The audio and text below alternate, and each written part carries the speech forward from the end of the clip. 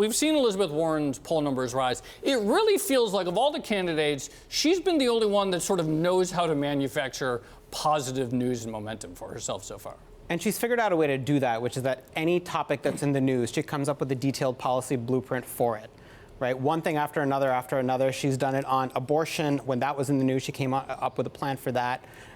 So this has been her brand. And voters that I talk to at campaign rallies always point to this. She has a plan. She has a plan. So it seems to be catching on with Democrats. Well, talk to me a little bit more about that, because sometimes I feel like having a detailed policy proposal can actually work against you. People kind of want things distilled down into sound bites and catchy, punchy lines, something that Trump sort of mastered during the last election.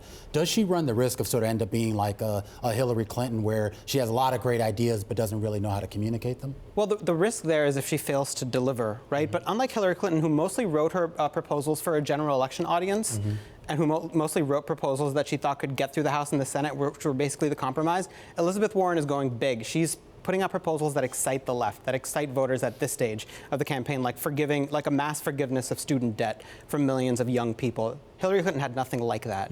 So I think Warren's proposals are also, they're the kinds of things that she knows how to communicate. She's good about that on the stump. She's sort of taken a leaf out of the Bernie Sanders book of the previous election and now seems to be probably eating into his share of the vote.